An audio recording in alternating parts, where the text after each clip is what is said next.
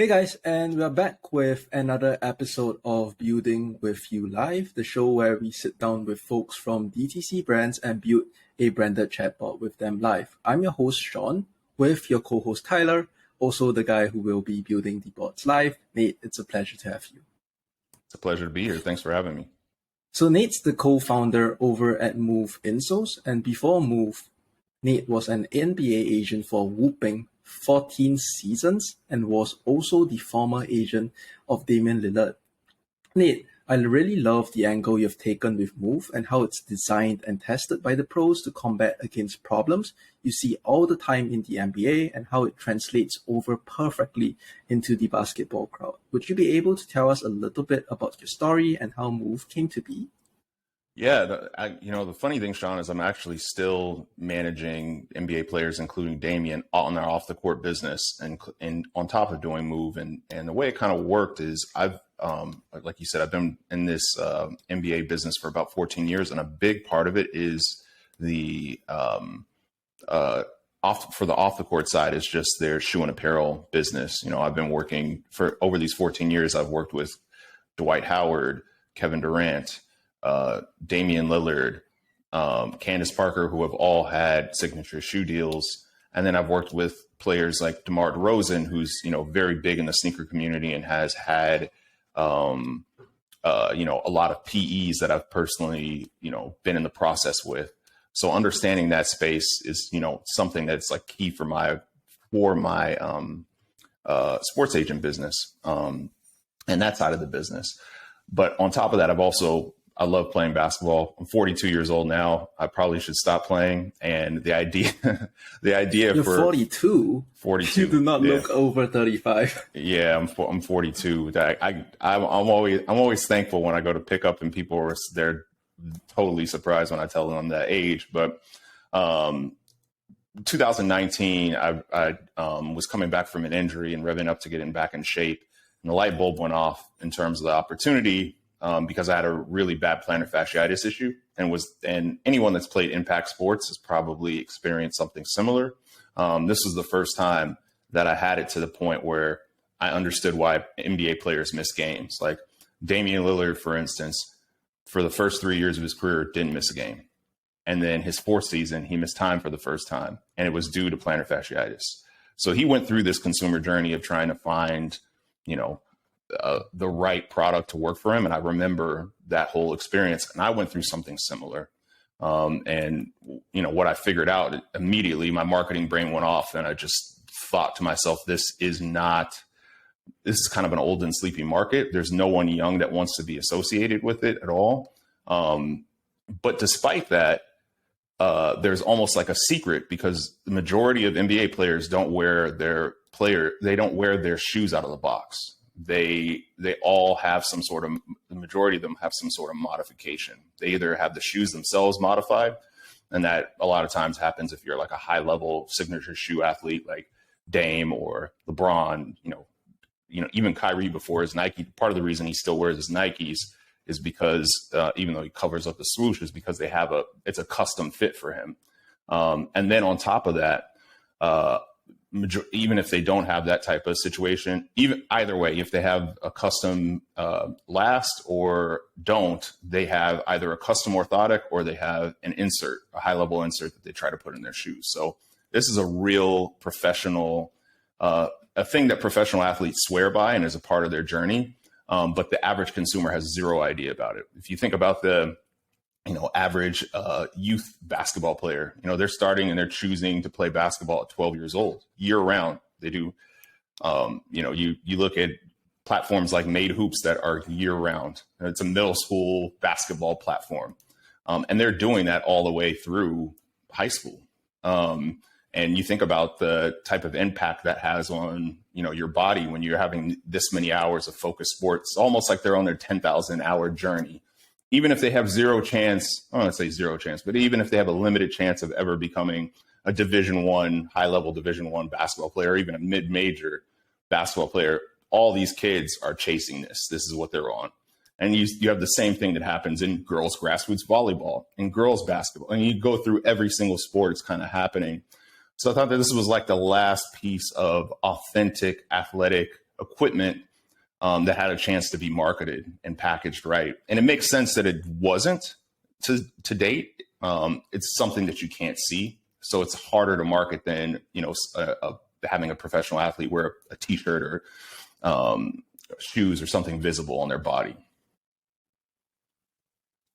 No, it's interesting because I saw a video and I'm completely not well versed in the basketball space, but there has been a trend going on, and I believe it's been going on for some time, where basketballers take off their sneakers and give it as a gift to their fans. And one thing that has been common is they take out their insoles all the time. So I've been wondering why would you do that? Just give the whole thing. But I did not know like the insoles were custom made for them.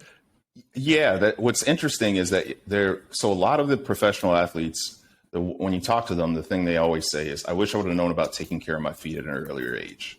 They don't become aware about the importance of, preparing your body, protecting your body, all those things, really until they're at a high level college. And then sometimes even until they get to the pros. A lot of NBA teams, as soon as you get drafted, the first thing they do is scan your feet, because they realize when you've gone up through that journey that we describe, the youth basketball journey, most of the time when these kids go out and play, they don't have trainers working on them. They're not warming up properly before games. There's no like, here's how you get your glutes and your hips firing before basketball, which is really, really important to prevent injuries and all those things. And, here's an insole company that's marketing to you, and you're thinking about biomechanics and all that stuff. That's just doesn't happen. But if you end up going to a Duke university, you start to hear about it, and then you might be put in, because you have chronic issues that have developed over that time. You oftentimes have to be put into a custom fit orthotic. And, we like to say that our products bring custom like benefits for about 85% of the population. But there's always that 10 to 15% that need custom. And those are the ones that have developed chronic issues or were born with chronic issues. Sometimes, everyone has imbalances and things, but theirs are to another level. But they all say they wish they would have known about that. And that's the reason so many of them end up in custom. But what the funny thing is, we experienced something recently with an NBA player, Brandon Ingram, has no affiliation with our company at all. We think about a dozen NBA teams have bought some of our product out of the gate. About 3 weeks ago, Brandon Ingram was giving away his shoes to a fan. And he actually pulled out our insoles before giving the shoes away. It was a big, very happy moment for us, organic situation. We didn't pay for it. He's not an investor in our company, no affiliation whatsoever. But we would always get pushback that players probably wouldn't do it because, our insoles aren't expensive and it's not custom. So you don't have to you don't have to wait a week or 2 weeks or whatever it is for your build to come back. But this was just a situation where he's broken our insoles in, and it's a part of his essential equipment, and he wanted to make sure he had it to carry it on to the next game. And that was an awesome moment for us. Yeah, definitely would have done wonders for organic. Yeah. I mean, it's on. The NBA posted it on the NBA and the Pelicans posted it on their Instagram, and we were getting tagged by fans of ours to say, "Oh my gosh, Brandon, look, check it out. He's wearing your insoles. He's wearing your insoles." So people notice. Right. So I did a quick Google search and found out that the global basketball gear market size was valued at around 803 million in 2021. A number I'm sure has grown since. How much of that do you think Move would be able to take in, say, maybe 5 to 10 years? Yeah, I mean, there's a lot of different ways to look at the market and what we're going after. So, for instance, the global insole market is a $5 billion a year business, right? So, and almost none of it has youth energy. It's mainly, old, injured, a lot of runners, a lot of hikers, REI space.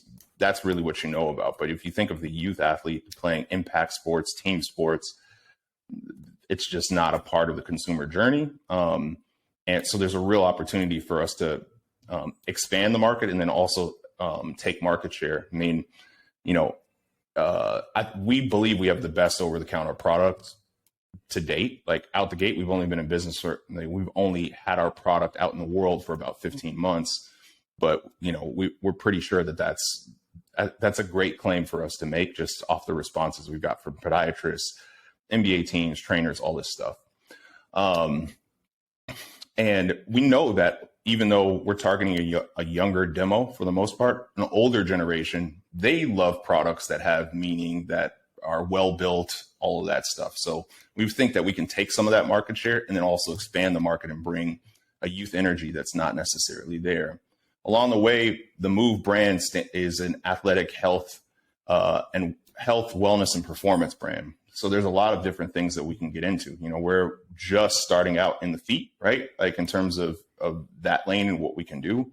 But there's a lot of sports performance accessories that we believe that we could eventually get into that make sense and fall under the Move brand umbrella.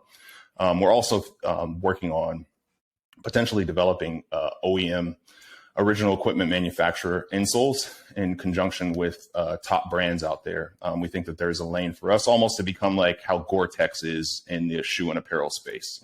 A brand that you associate with, Gore-Tex obviously is about like, weather protection and things like that. For us, it would be about foot protection. That's the brand, foot protection and performance. That's kind of where we would land. And then the last thing is we're working on a project around data. So there's, insoles are kind of the Trojan horse for us building this Move brand juggernaut. I almost look at it similar to what, a brand like Under Armour that started out with just sweat wicking base layer products. And, they're a company worth $5 billion or something, $4 or $5 billion. And they do all sorts of shoes and apparel and whatever else. I think a similar trajectory is out there for us. I mean, you even look at a company like Hyperice that wasn't even really a technology company to start. They found a cooler way of putting ice into a knee brace and making sure that the air that builds up when you're trying to ice your knee didn't go in there. And then they went from that to all of a sudden they have tech and electronics and all that stuff on top of it. And it's all around that health, that athletic health, wellness, performance space, and kind of finding ancillary products and one-upping what they're doing. So we think we can do a similar path. Well, that's a very comprehensive answer. Thank you. So on to our final question. I know you mentioned that you are still in the MBA, so maybe I need to tweak this question slightly. But what would you personally say was your largest hurdle you had to overcome when switching over from like MBA to the mindset of a co-founder of a company? Like, what would your advice be to people that are currently sitting on the fence and are unsure how to make the jump? Yeah, I mean, I've always had entrepreneurial, aspirations. And then within the athlete management space, you're really just running individual businesses for these players, these particular players. You're kind of sitting in the middle, wearing a bunch of different hats for these high level athletes and all the business opportunities that they have. So it's good training in that regard. The difference is, we're not actually manufacturing. I mean, when you're working with athletes, you're not actually manufacturing the product yourself, developing the product yourself, working with manufacturers. You're not building an entire, staff and team of people that are wearing a bunch of different hats. So I think that was the most difficult part, was learning that. But what I always tell, I don't think this is just someone that's necessarily transitioning from being an agent to being an entrepreneur, but just generally, it's finding a partner out the gate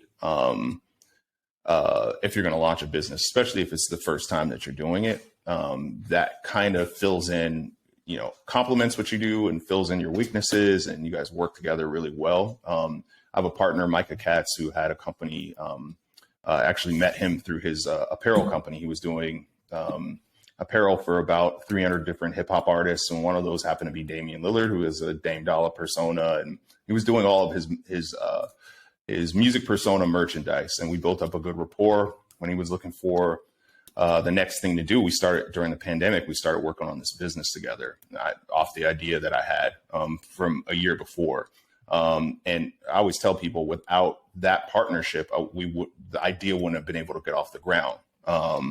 it's having someone that has that knowledge in terms of, I've got a lot of connections, I've got ideas, I know how to get things going, but there's just aspects of starting a business that it would have taken me twice as long to do without my partner.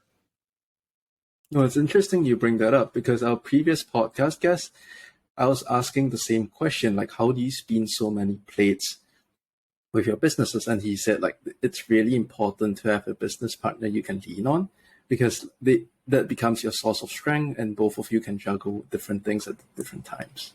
Yeah, I mean, that's the sweet spot, honestly. And it's interesting, people always get caught up in their equity and keeping control and all that stuff. But what I always say is 100% of nothing is nothing, right? We're trying to grow the pie as big as possible.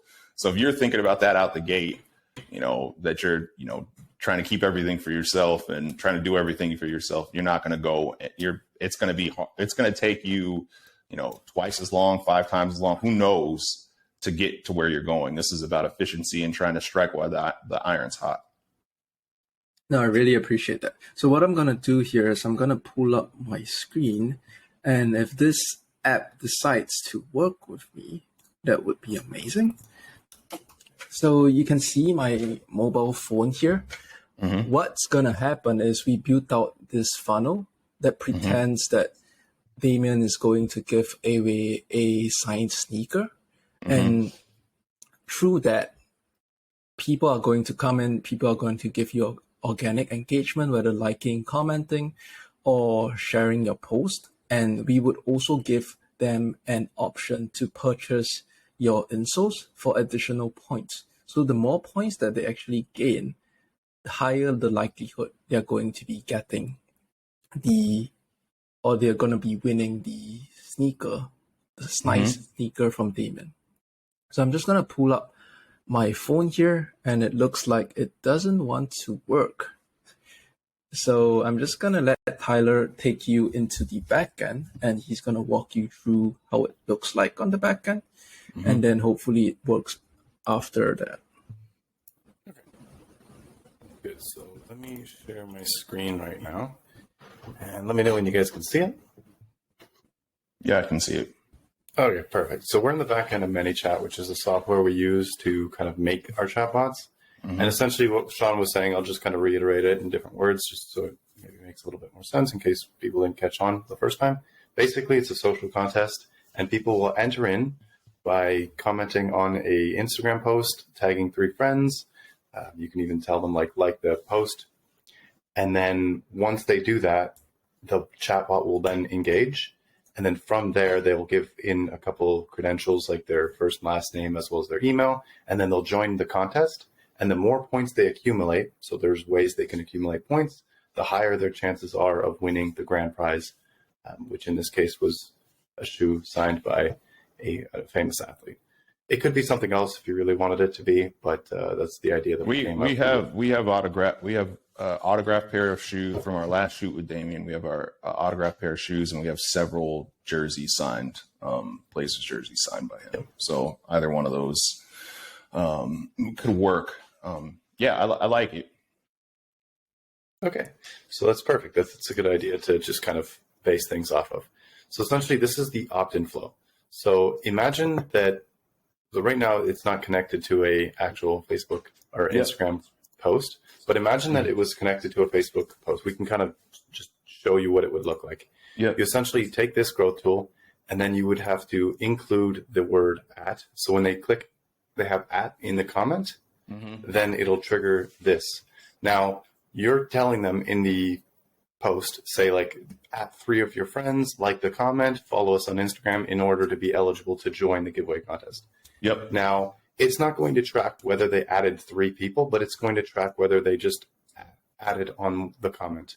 So hopefully they'll be following the rules.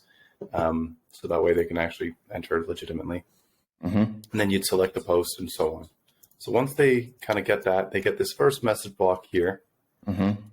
Just kind of like an introduction, and then they can click sign me up. They can view more information. So like they could see whether or not how to kind of win, or maybe when the giveaway is going to be done, right? So you can put in more information if you really wanted to. They can even view the prize. So in our kind of default thing that we kind of set up for you, there's only one prize, but we could have made it so every milestone they hit, there could be additional prizes.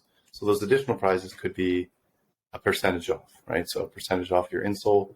So if they reach 500 points, say, then they'll get maybe 30% off their next purchase or something along those lines.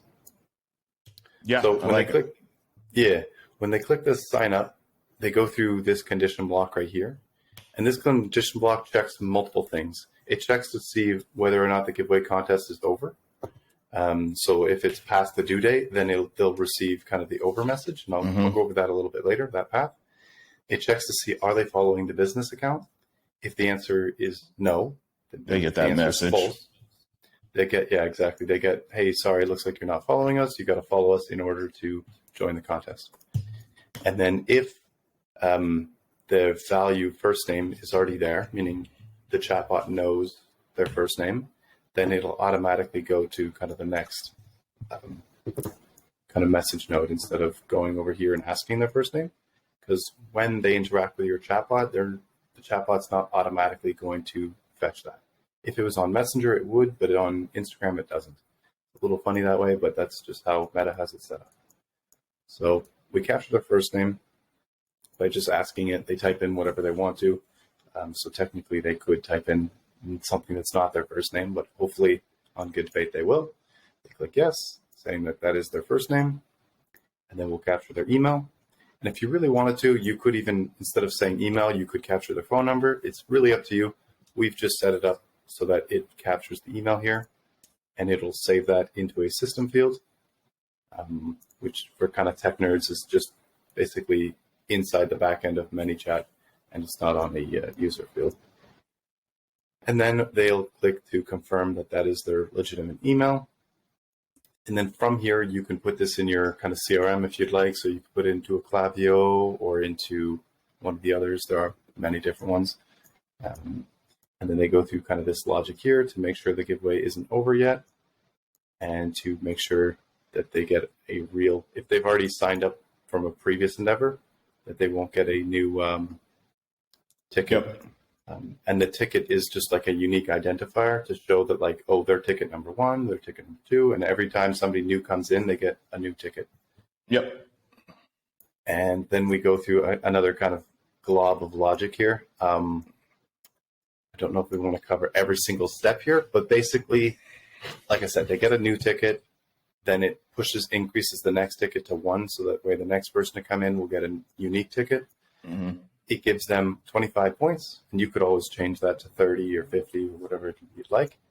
And these points right here are something that is tracked all the way throughout the series of different ways they can earn points. Because like we said prior, the more points they accumulate, the greater their odds of winning the grand prize is. So it's like an incentive for them to do other actions. And we'll show you the other actions kind of later down the line.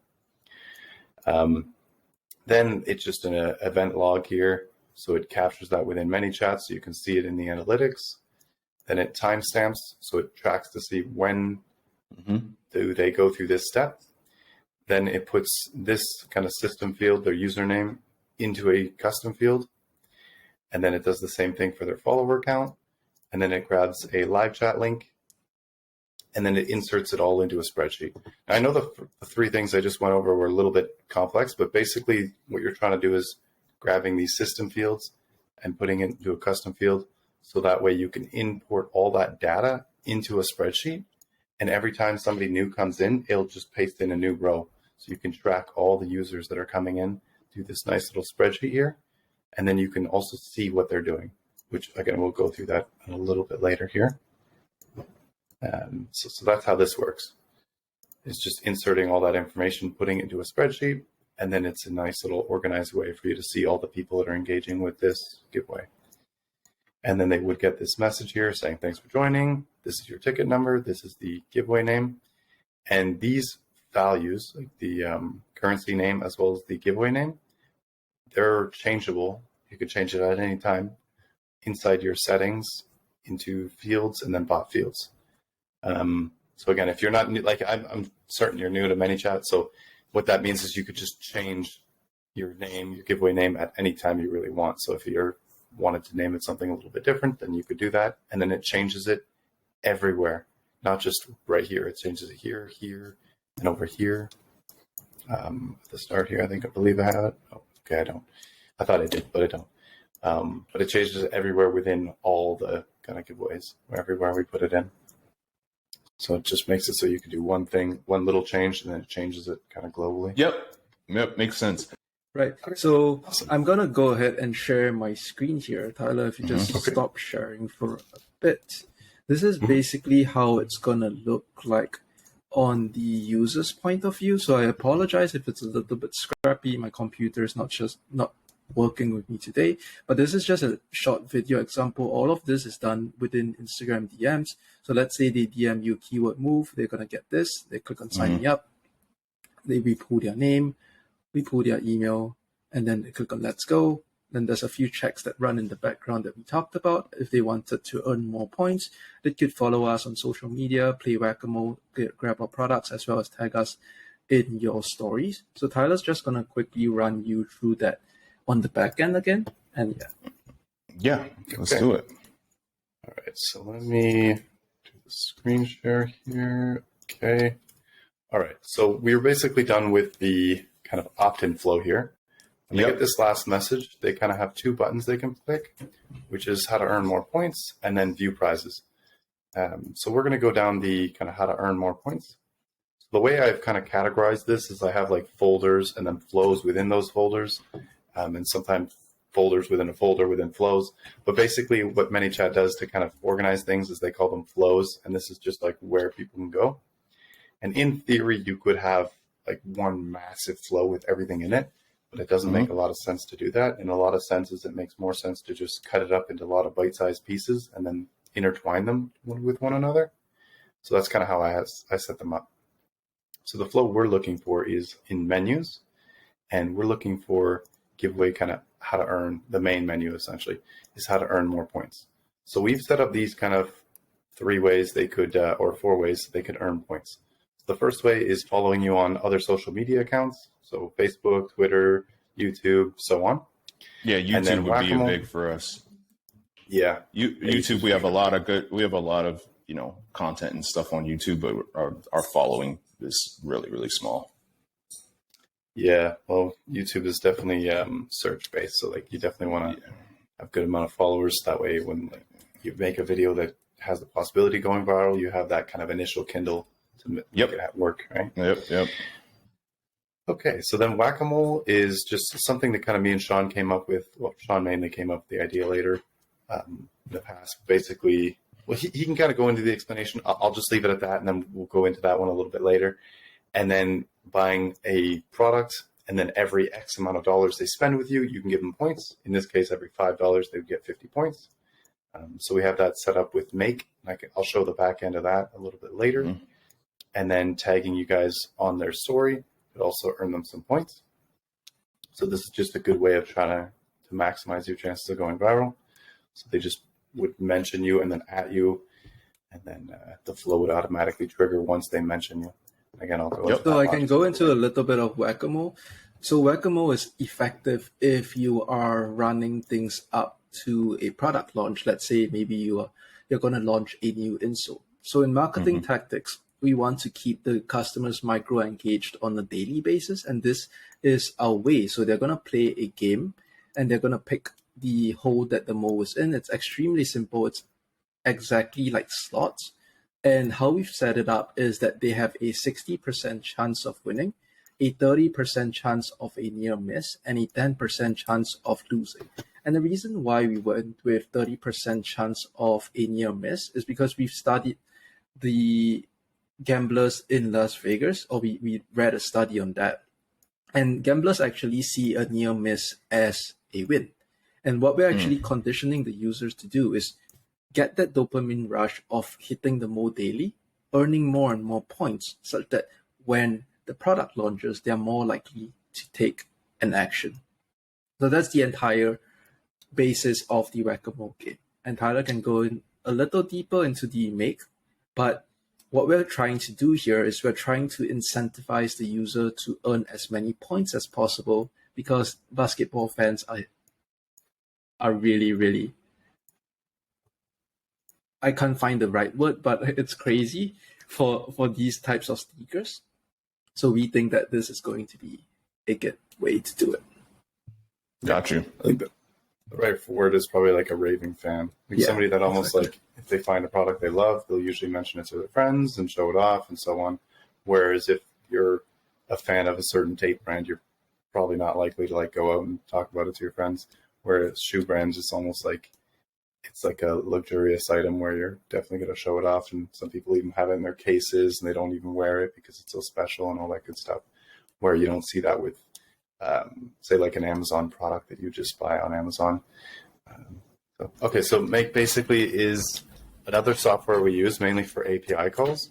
So what that is it makes it so when they purchase a product on your Shopify store, you are able to tell ManyChat, which is this software right here that we're using, hey, they made a purchase, so now give them points, okay? So what that does is when they make a purchase on Shopify, it checks to see where is this person? Does this person exist on ManyChat? So can we find their email address?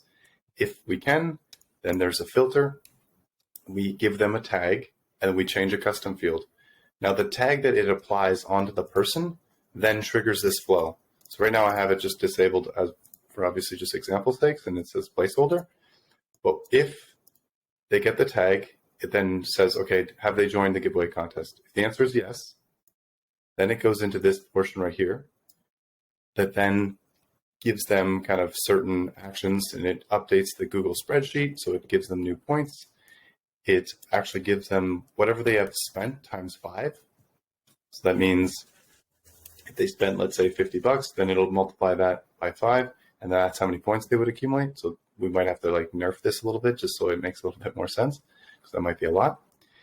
And then after that, it'll just say they confirm that they bought something. And then it gives them this message saying, hey, as we promised, we credit you with the amount of points, and then the name of the points, and then the new total amount that they would acquire. And that's how this works. So again, it monitors your purchases coming in from Shopify, assigns a tag, gives them points, and then it gives them a custom message. And you can even make it so based on the amount of points, they maybe get a different message. So if they spend $5, maybe you give them a, like, hey, we really greatly appreciate it. And if they spend like $80, you give them a different message. I know you don't have like a huge catalog of like things, but you can do a lot with this. You can really customize the messages to kind of suit what they're kind of spending with you. And that is one of the ways they can earn points. And then the other one is mentioning and and then following on social media. Again, I don't want to kind of bore you with just too much of the stuff because we already went through quite a lot. Right. So to wrap it up, Nate, do you have anything you want to plug? Is there any place that you like our viewers to visit? Anything at all? Yeah, the thing I'd love to plug is just, Move Insoles. We're at Move Insoles on all platforms. And then our website is move.one. But if you can't remember that, we also have moveinsoles.com forwarding to move.one. That's really it. It's just anyone that, plays sports or is a sneakerhead. We have an all-day insole that's particularly for the sneakerhead community, the people that love wearing retros and things of that nature that haven't transitioned to ons and hokas and stuff like that. Just check us out. Perfect. Thank you for your time, Nate. We really appreciate you. Thank you.